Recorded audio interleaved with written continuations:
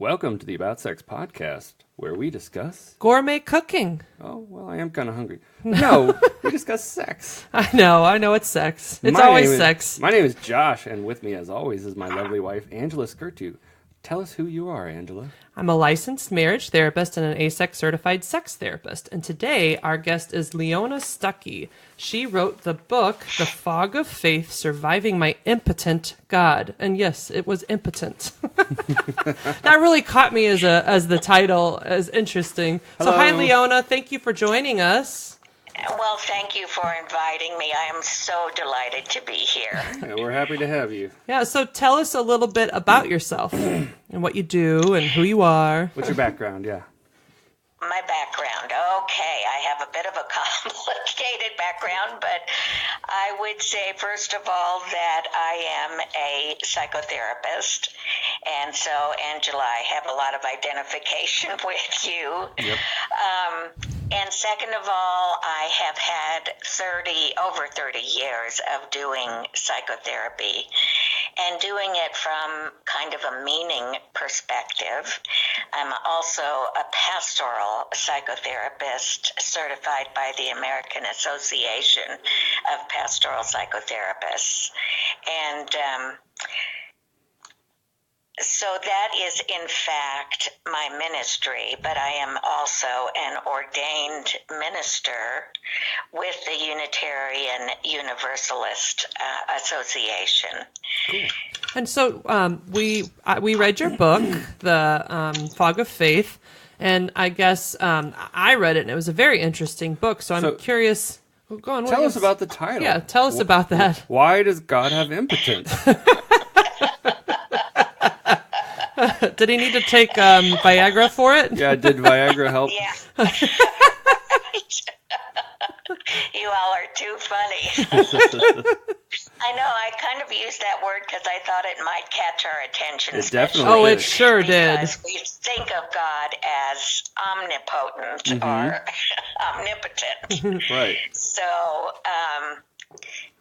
God was impotent because God was unable or unwilling to impact the historical development of my own life and what I needed from God in that time, which I said very clearly in my book was the easiest thing for God to do because I wasn't expecting a miracle at all, nothing even close, but just hoping for and praying for a little bit of influence to influence someone to move in a bit of a better direction for his life and for mine. And by that him, you're talking about your ex-husband. Yes. I can just point out one part of the story was in the beginning when she wanted to break up with him, she had this sense that something bad was going to happen. Mm-hmm. And why don't you tell a little bit of the story? Or if you wanted to read, I don't know if you have your book close by, you could even read a portion out of it if you like. Well, yes, let me just say a few things about it. I grew up as a Mennonite on a farm in Kansas, and that influenced in so many ways my experience of life, all my life. And it's, had some absolutely positive and wonderful effects on my life.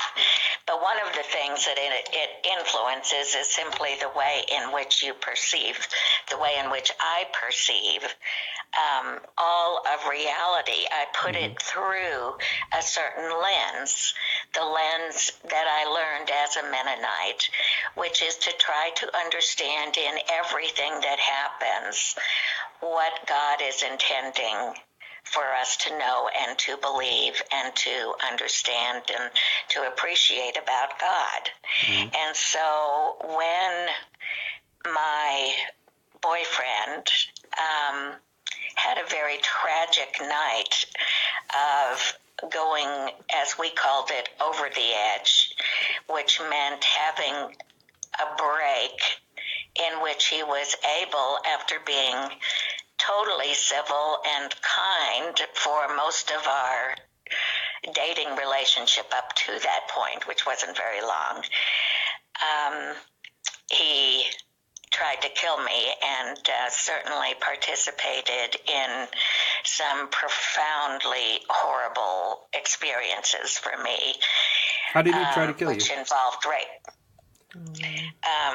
With a knife. With a knife? And, yes, and Like, with... did it... What was going on when that happened? How did he get to that point of trying to kill you?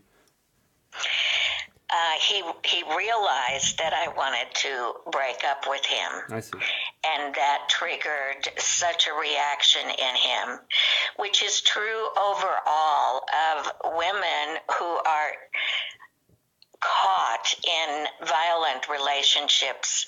The relationship, if it's going to become violent, becomes most violent when they are trying to leave. Right. Yeah. And whether that's dating or it's in a marriage or it's in, some intimate partnership, that's true overall. Mm-hmm. We just talked about this in our last episode, and one of the conversations we had is, why is it that women are scared to say no or don't say no in rape situations? And this is an example that not every man is going to respond well. And in your case, any rejection. Yeah. And in your case, I mean, this was like an extreme version, but it is something that happens to women. Right.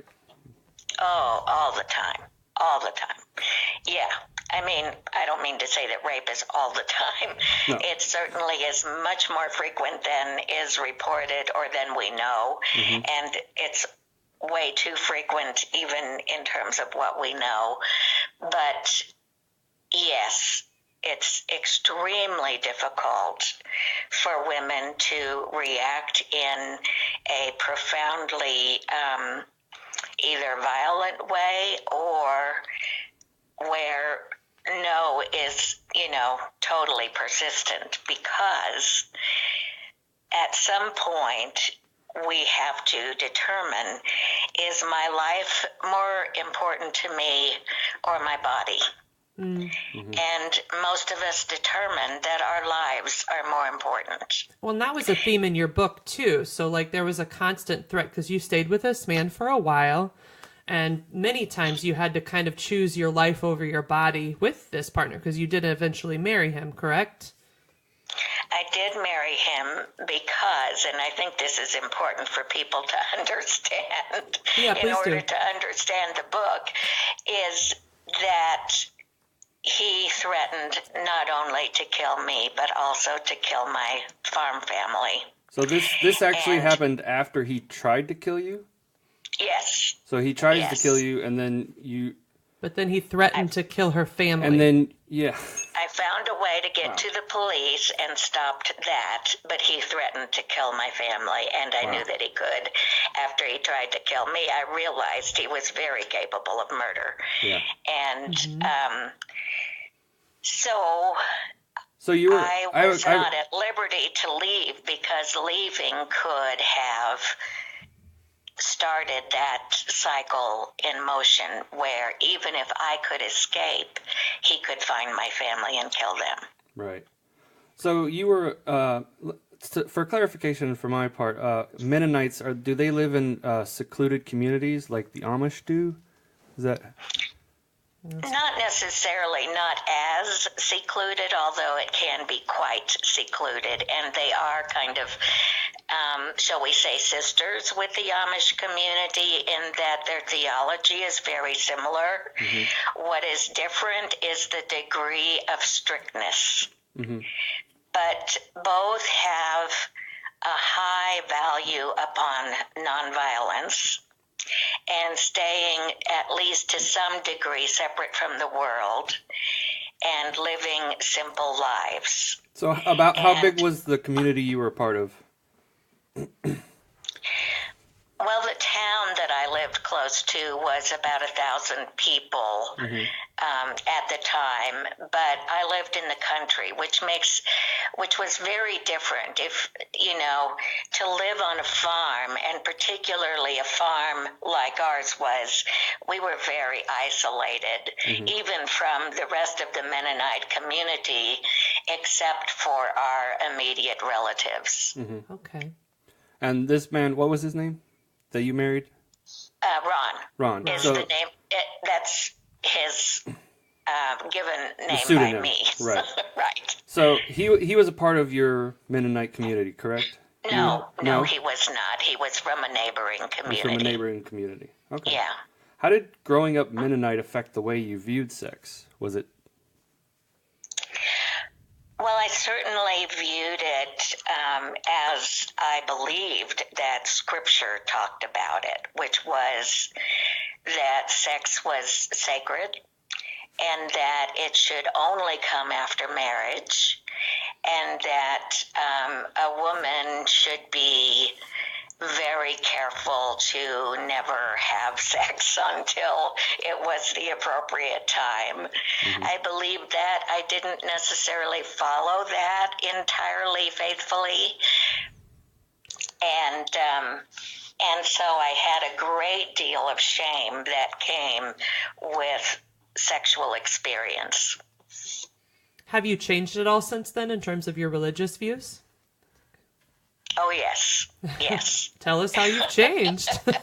So you're Unitarian now, from what I Yes. hear. I'm Unitarian, and I'm Unitarian in part because Unitarian is in some ways post-Christian, in that it's inclusive of Christianity. It's historically based within Christianity, but it expands belief so that no one is given a creed of what they have to believe or not believe. In fact, what is really honored in Unitarian Universalism is the spiritual journey.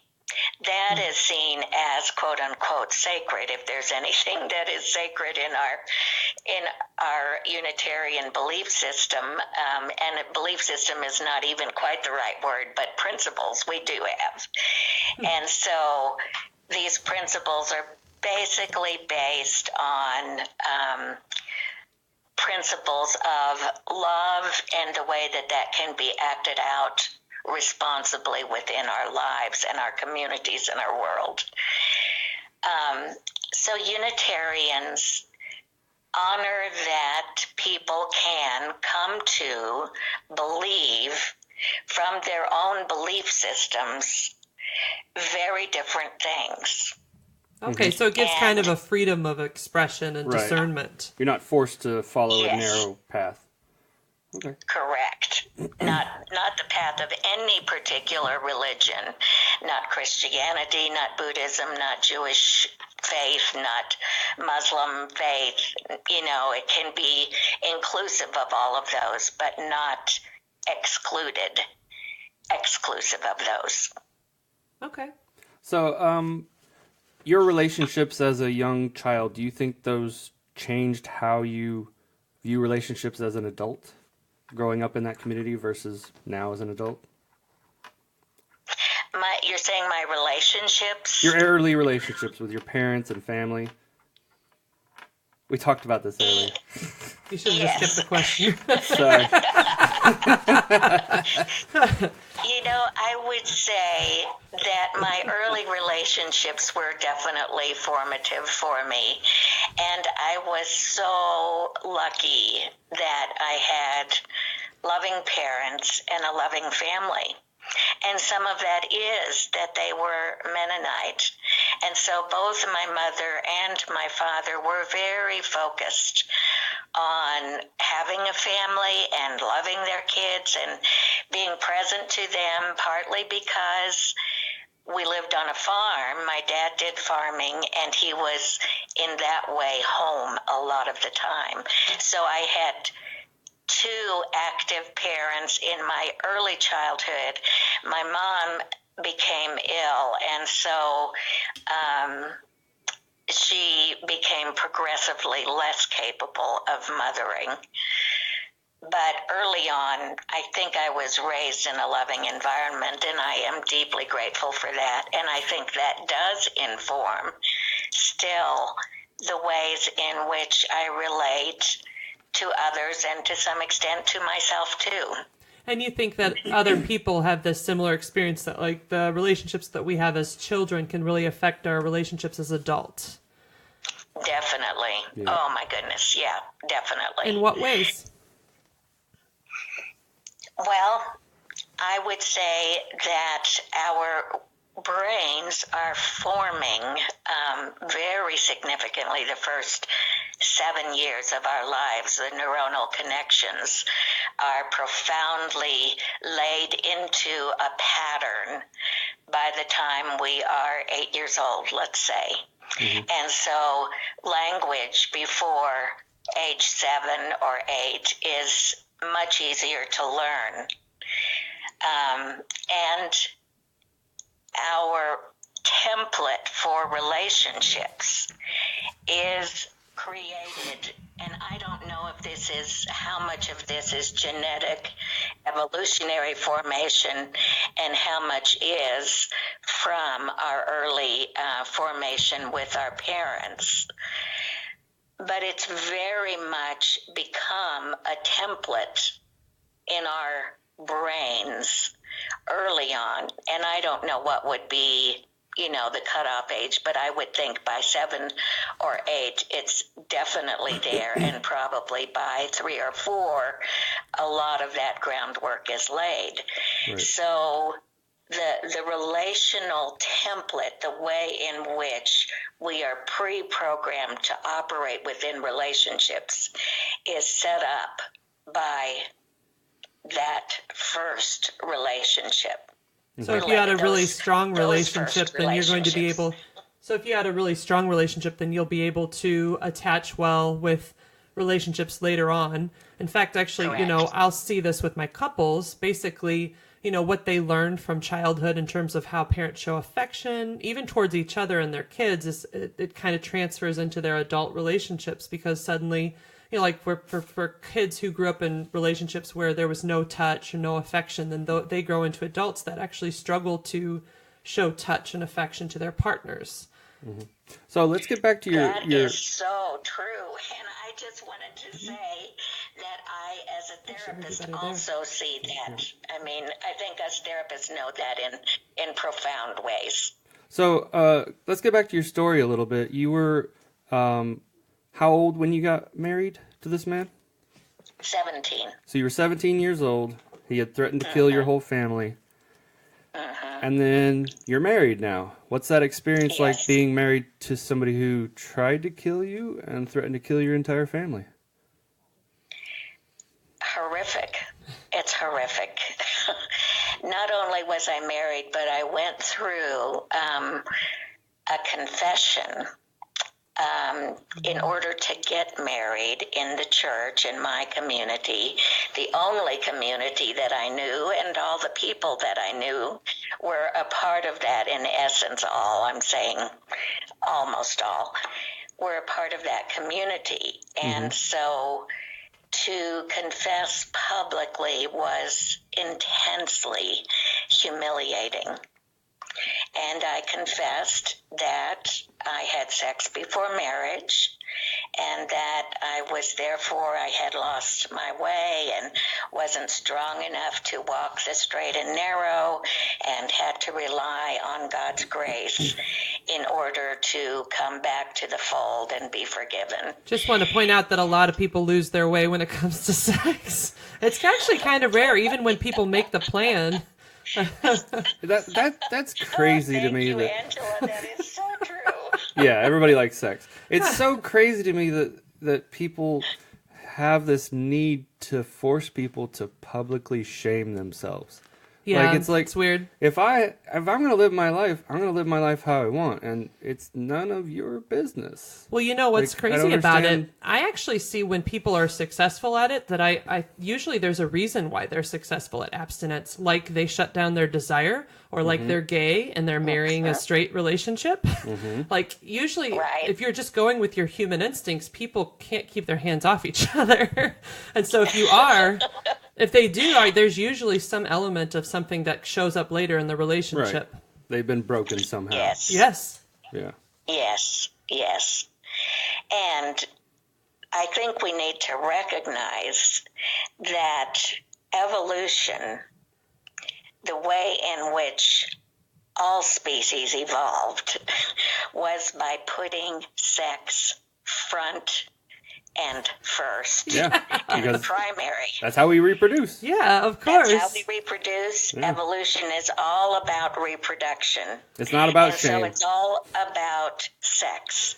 For So us we should just mammals, have sex it's shamelessly. all about sex. Yeah.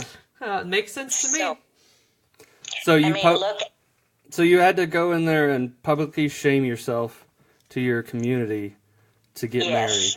married. Yep. How did that feel? And then I had to marry the person I most did not want to marry in the entire world. And was that a part of the public confession about the things that were going on with him, or? Well, he just stood up there with me. It wasn't really a confession for him. Right. Okay. So then you get married. Was it a big ceremony? Yes.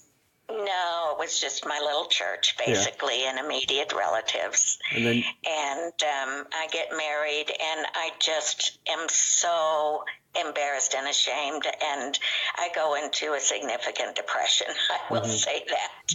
It is just more than I can handle. Yeah. But I get married, of course, because I'm pregnant and then need to get ready for a baby. right. And, yeah. And So... how did the marriage go? Were there troubles Marriage along the go. way? Yes. My marriage started with extreme control, as was actually there even before my marriage. And that meant that I couldn't leave the house without permission or the apartment without his permission. And everything, I could not object. If he wanted to do something, that was the law of the land. And he perceived that to be appropriate within the teachings of the Gospels. And so You were he 100% felt like under he his should thumb. be. I was 100% yes. And as long as I could be compliant enough and not object or whatever, and keep him fairly calm, he was not violent in the early days of the marriage, but as time went on, he became more and more violent until I was quite certain that he would kill me and possibly kill my son, our son, with me. And did he ever try? Yes. Yes, definitely. That's hard. And there were numerous instances, which the book talks about, where I had to find creative ways, shall we say, to get away from him. Yeah. And in that process, I discovered how incredibly gullible human beings are for a story. For a story we would like to believe. Mm-hmm. I think that comes from evolution. And So what story are you referring to? I'm referring to a story that I told Ron in order to make him not kill me. What was the story? Well, it was about my ability to love him again and come back to him. Mm-hmm. But it was much more creative than that. So we can read the book for that. But Okay. the gullibility was a pretty profound awareness that also helped me understand how we as people can believe things that defy reality very easily. And thus, we have things like religion in our world. Now, I am not making an argument to say that God does or does not exist. What I am saying is that from an experience near perspective, that is how human beings actually experience their own lives and how we perceive that, particularly we as therapists who are constantly observing human experience. we can have a sense of what life is about from that perspective. And from that perspective, we can see that human beings are very prone to believing things that have no basis in reality.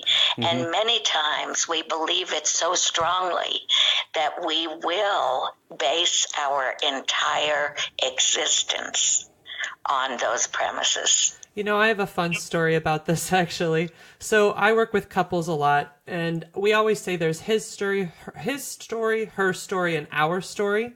And it reminds me of perspective. You know, like you'll talk to this couple and they'll each tell you a completely different story that frames each of them in a really great light and their partners as horrible people. And As they are. And it's interesting because they'll hold on to those truths, and those truths kind of get in the way of them being happy. Mm-hmm. Yeah. Yes. People will shoot themselves in the foot. They get very much in the way of them being happy, and there's power struggles within those stories. Incredible power struggles. And intimacy is often, it becomes something that we can't achieve because those stories block entry. Which is why it's so interesting that, like, if you just kind of start pointing people down the path of changing their perspective, they'll oddly change their behavior towards their partner. Like, I get couples starting to, like, look for that positive or think of the positive, and then it's weird. Josh. It's weird because, you know, like, then suddenly them changing that perspective starts to change the very specific actions they're taking towards their partners. Yes. Yeah, we are governed by those stories in so many ways. It's quite amazing. At least that's what I see. So going through all this story that happens in your book, how did that change your view on relationships going forward as an adult? I think I became much more aware of the need to question what different relational patterns mean, and when intimacy is going to be able to be achieved and when it's not. And when I say intimacy, I certainly don't mean only sex. I mean real partner sharing the depth of their beings with each other in vulnerable ways. So it definitely changed that. And I learned a lot of the things that make relationships very dysfunctional because I lived in those things. I think the other thing that I would want to say about that is something that comes from understanding early childhood development. And I know you all are right on that because you've got a 3-year-old, right? Yes. Correct. And it's such a darling time, you know, it's such a great time. But all of life, I think, is predicated upon those early childhood relationships that we have. And particular intimacy and sexuality are. If you think about what it means when you first bring home the baby from the hospital, and what you have in many instances, I mean, we're preconditioned to adore littleness. You know, the little lambs, the little pigs, the little kids, the little everything. Right.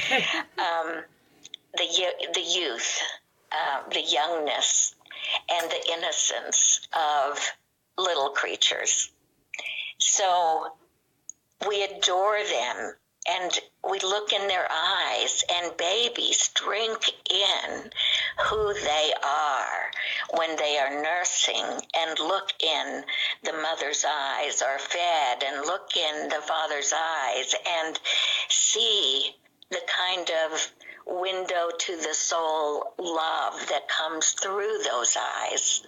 And from those eyes, they begin to have a sense of, this is me, this is who I am loved, I am a part of this family with these people, I am becoming more fully human as I know myself to be human with this group. I'm always trying to work on being human. Me too. I also am human.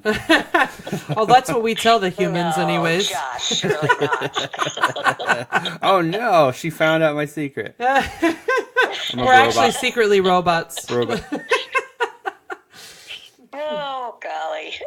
And it is true. Humans are hilarious in the way we operate and with such complexity because our brains are so dadgum complex and we happen to have consciousness, which really throws us off Oh sometimes. yeah, that darn prefrontal cortex. Wait, other people are conscious too?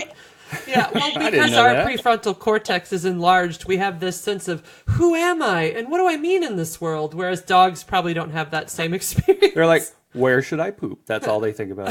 What am I going to eat? Where am I going to poop? Done. But we still have that animal instinct brain as well, and so I think they're competing at times. Yeah. Many times. So- we are predisposed to divisions against different parts of ourselves within ourselves, right? Go ahead.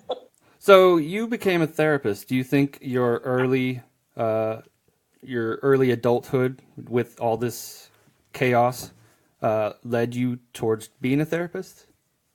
I do, because when I was in undergraduate, I really started to wonder, how do you change human behavior, and what is human behavior about, and how does the mind function that makes us operate in the ways we do? And particularly, of course, I was thinking about Ron.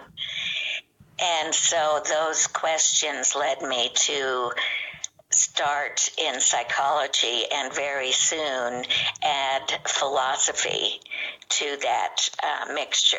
And eventually I added theology to that because I actually became a minister the old-fashioned way and went to seminary. I think the next thing you should pick up is economics, actually, microeconomics. That's an interesting study of human behavior. Just learn it all. Kidding? Yep. What are you thinking of in specific when you say microeconomics? Well, so there's this book I've been reading, Super Freakonomics, and it's microeconomics. It's the how people make choices and how people are actually bad at they think they want to change, but they're actually bad at change. And the easiest changes are made when it's simple and cheap. Right. That's the most likely when things are going to happen. Oh, wait, so people will only do things when it's easy. Yes. Yeah, I know that one. We're such creatures of habit that we will stick to those old behaviors more than new ones, even when the new ones appear better because for us. Everybody is lazy. Yes. You want to do the easiest thing. Yeah, we're efficient. Yeah. That's the reframe to that Right. is efficiency. Efficient, exactly. Efficient. I am so efficient I'm efficient every day. all day long. I never stop with my efficiency. My example of that is how difficult it has been for human beings to learn to floss. Floss? Floss. Your teeth? Floss your teeth. Well, Because okay. many of us grew up before flossing was really a thing. Yeah. And so brushing, we can do that. But to take on that extra it's not even 3 minutes, maybe a minute and a half per evening of flossing is somehow extremely difficult for us to do. It is, and here's the thing. There's no research actually that backs up that flossing actually does any positives. So that has never actually been done. No research. And second of all, it is Josh has a big platform for floss. the difference between brushing your teeth and flossing, what makes it so difficult is you have to stick your fingers in your mouth and get all in there, and it's gross, and there's blood everywhere. It's just not the same. No floss. It's a lot more intense than just brushing your teeth. That's Josh. No floss 2020. It's his platform. I do not floss every day. That is totally true. No, I understand. Like, you do floss, but I can only get him to do it about once a month. It's like, well, I haven't been bleeding from the gums in a good while. I guess it's time. Oh, you all are too funny. Now, see, these are secrets that are sometimes more deeply held than sex. Flossing? Yeah, I wonder how we can incorporate floss in sex. there you go. I think don't that know. would be quite the combination, don't you? There's already enough Now- blood. Like, you don't need... Not. Who are you having sex with? No, I'm not flossing. Well, Don't so even- maybe we should talk a little bit about sex. So, how have you have a few questions on there about sex?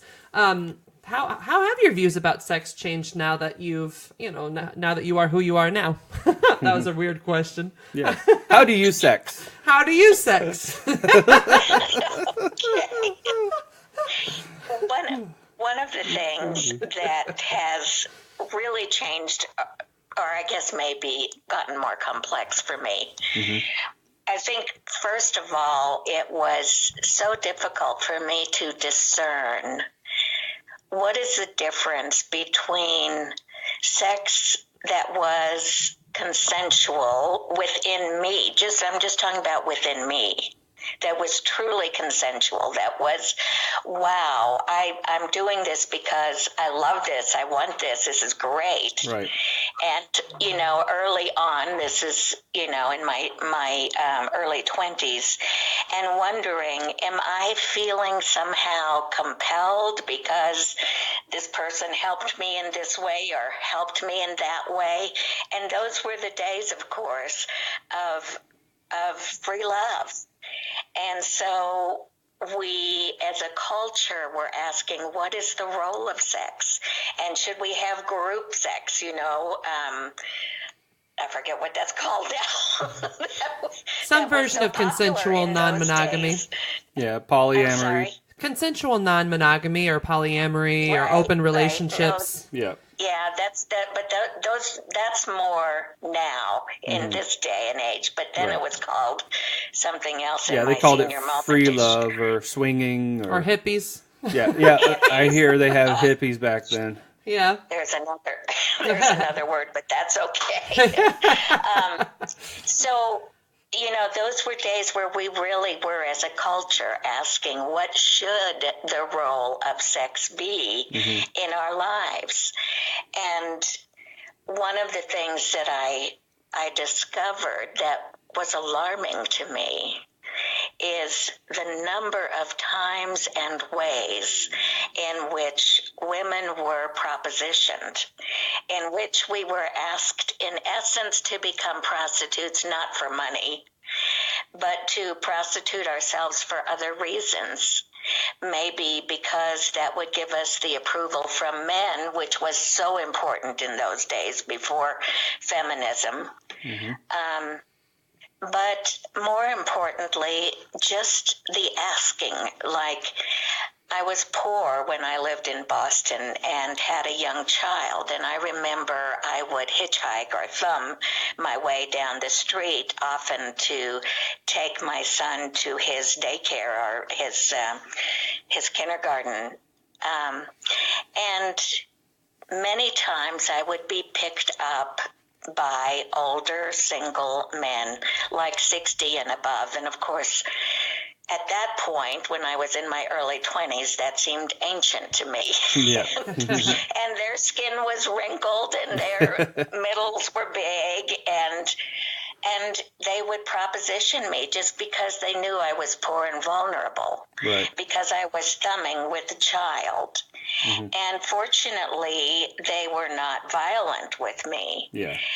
But they would all talk about, and I mean time after time after time again, oh, my wife is frigid. That's the word that they used in those days.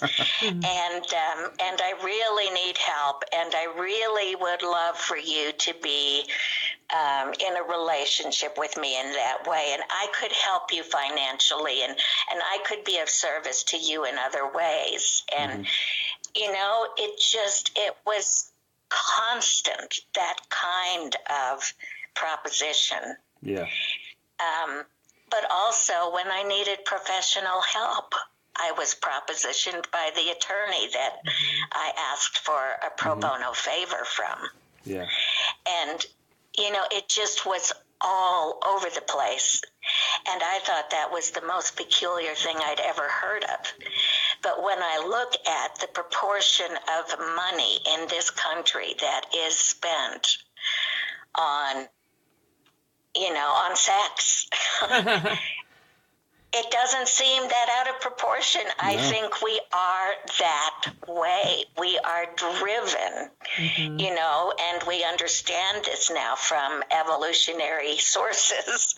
We are driven. The animal part of us is very much alive. Oh, yeah.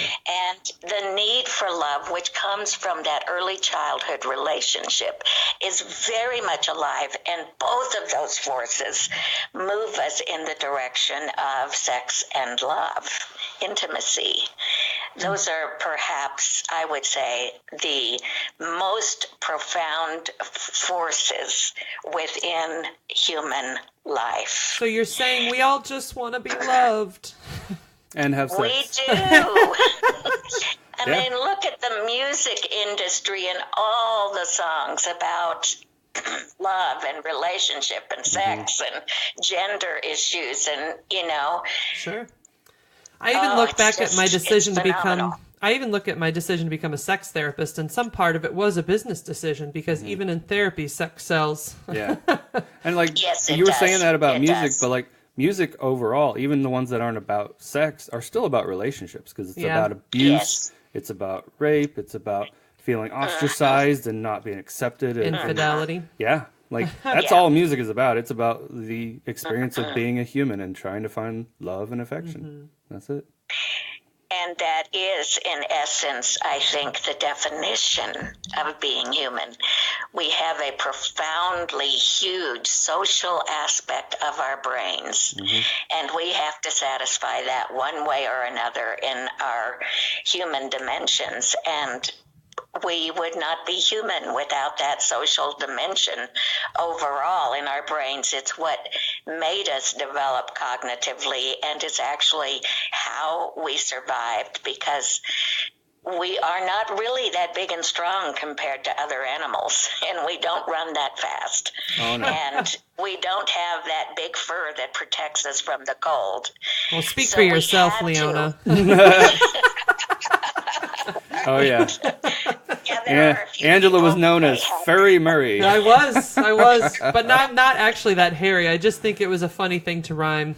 Your family has such big hair. What are you talking about? Oh, yeah, we do have big hair. That's true. You big curls everywhere. So true. You definitely have a mane. I stand corrected. Yeah, that's right. I'm a lioness. It's true. You got another one? So here we go with the cognitive development. That happened out of our, I guess both came together, the sociality and the cognitive development of our brains that made humans who we are. So I have another question for you.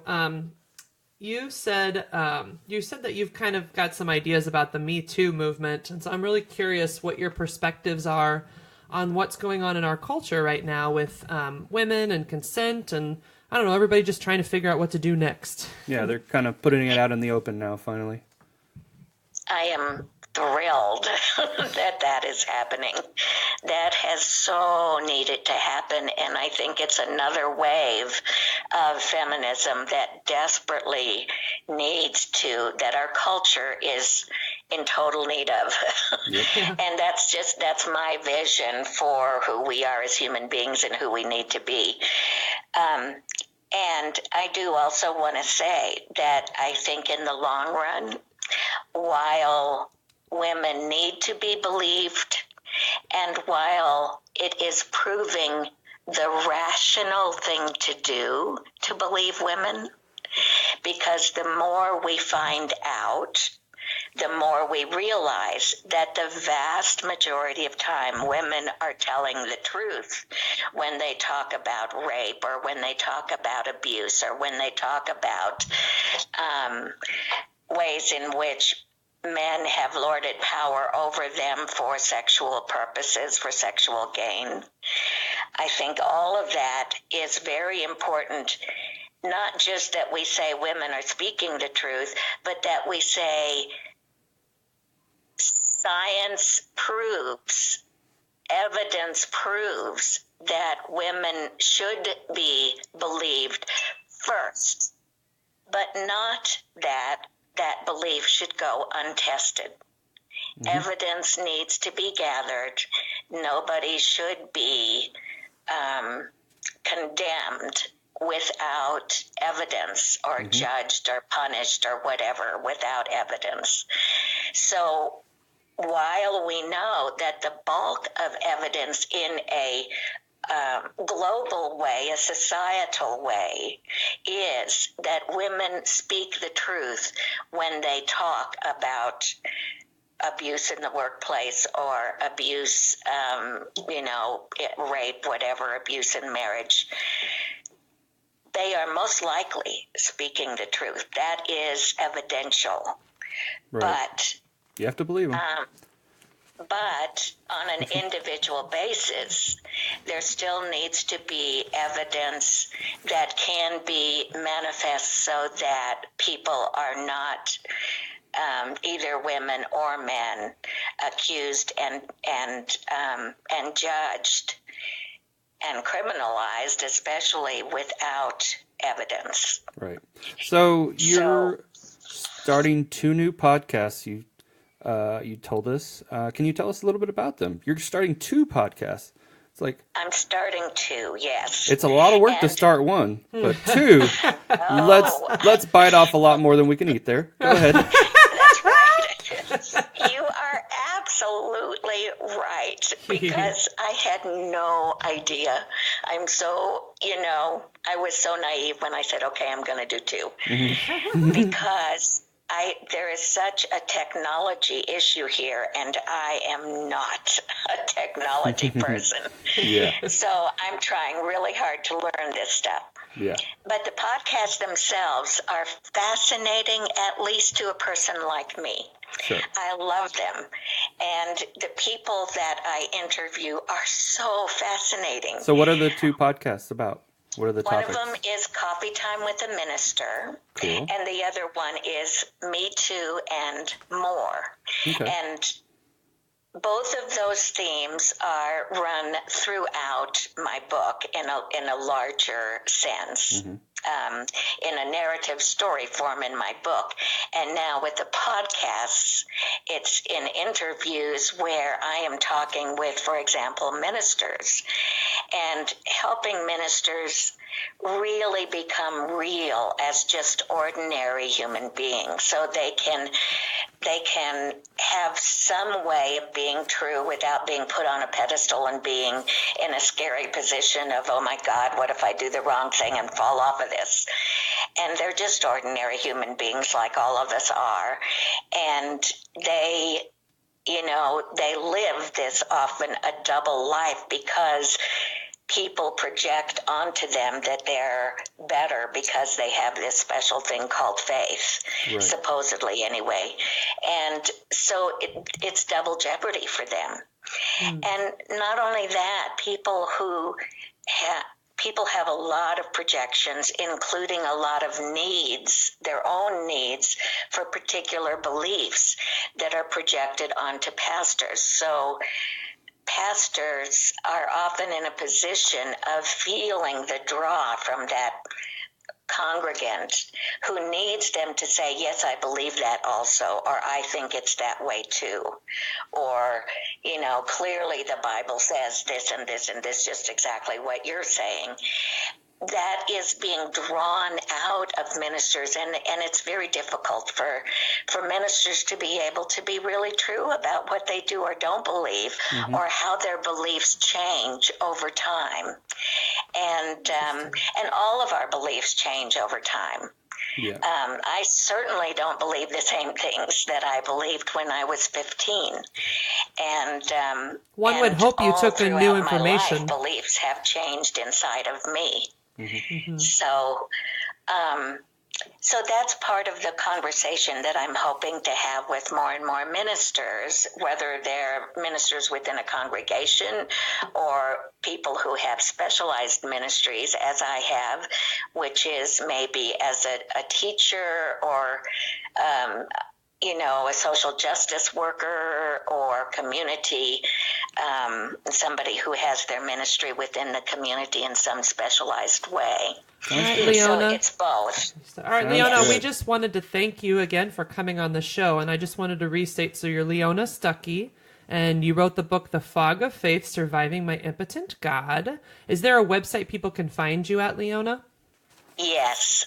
www.leonastucky, that's LEONAS as in Sam, TUCKY.com. LeonaStucky.com. Got it. And if you want to be on my podcast, please go there and sign up.